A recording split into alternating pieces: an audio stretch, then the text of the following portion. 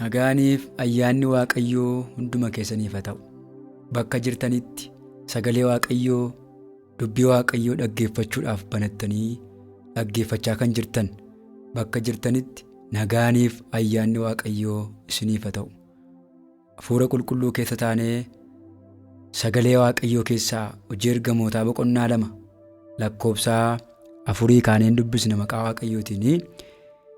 Yommus hundumti isaanii hafuura qulqulluudhaan guutaman akka hafuurri dubbachuu isaaniif kennetti afaan garaagaraa dubbachuu hin jalqabani jedha sagalee Waaqayyoo. Sagalee kanatti ilaaluuf dura mee Waaqayyoon kadhanna. Gaarii gaarummaan guutuu Ilma Waaqayyoo Yesuus Kiristoos, galanni qulqulluun ulfinni guddaan siif haa baay'atu. Maqaan kee bara baraan kan galateeffame haa ta'u. Ulfinni guddaa, galanni guddaan siif haa baay'atu. Yaa Waaqayyo Gooftaa Yesuus Kiristoos, dubbii kee, sagalee kee waan ati dubbatte dhaga'uudhaaf, waan ati dubbatte hiikkachuun, waan ati dubbatte bira ga'anii hubachuun yooti namaa ibsite malee hin ta'u. Macaaficha akka hubataniif sammuu isaanii ibseef kan jedhu Luqaas 24 lakkoobsa 45 irratti akkuma barreeffamee jiru macaaficha akka hubataniif sammuu isaanii ibseef kan jedhu barreeffameera.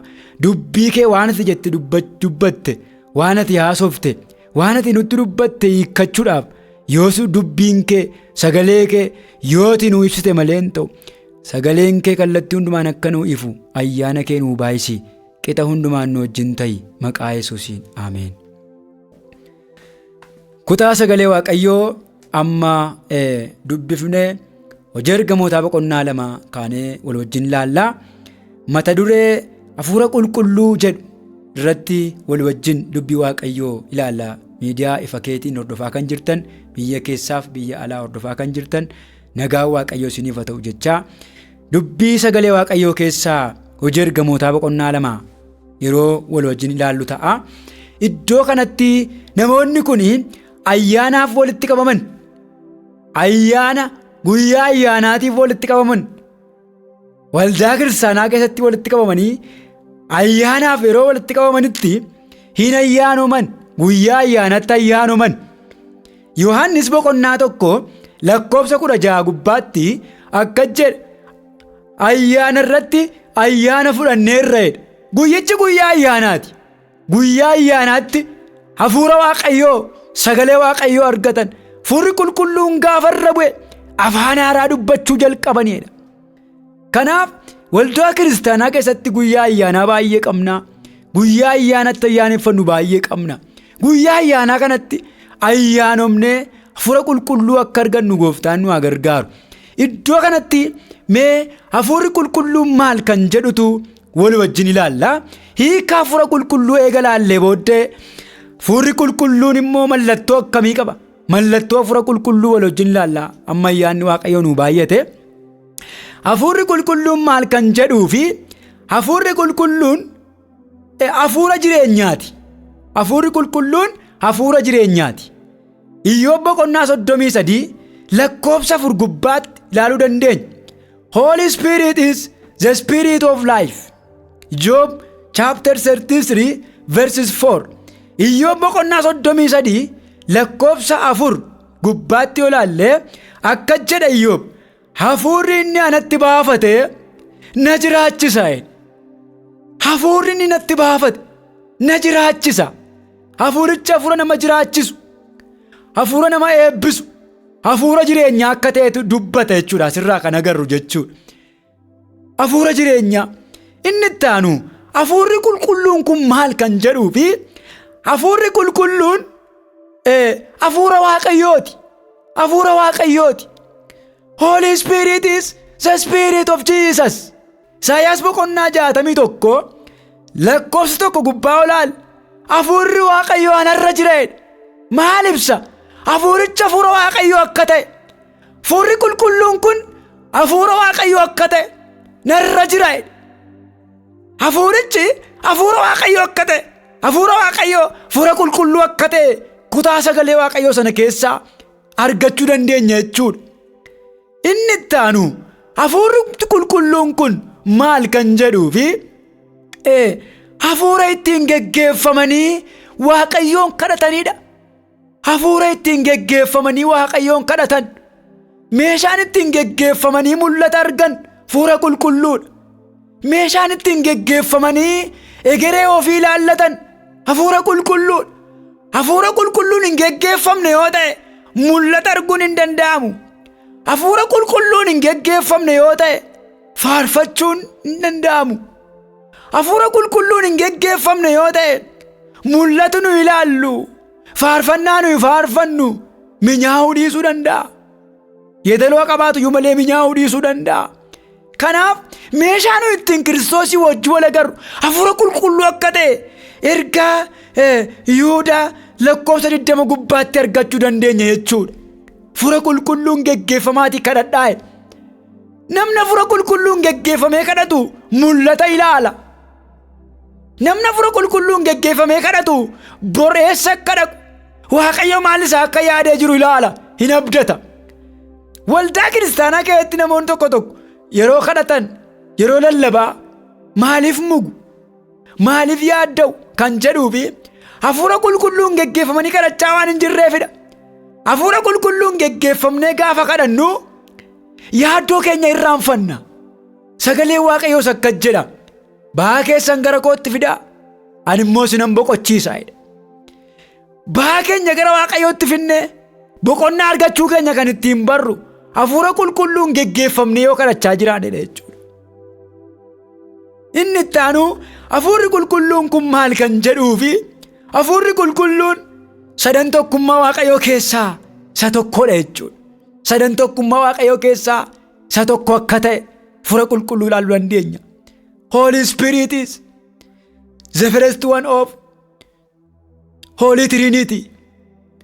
Holy Spirit is the first one of Holy Trinity kan jedhu Maatiyos boqonnaa 28 lakkoofsa 19 gubbaatti waa'ee sadan Waaqayyo tokko arguu dandeenya. Achitti kan laallu maaloodha? Waaqayyo Abbaa, maqaa Waaqayyo Ilmaa, maqaa Waaqayyo Hafuura Qulqulluu sadanuu Waaqayyo akka ta'e arguu dandeenya. Holy Trinity, God our Father, His Son and the Holy Spirit, they are three in one.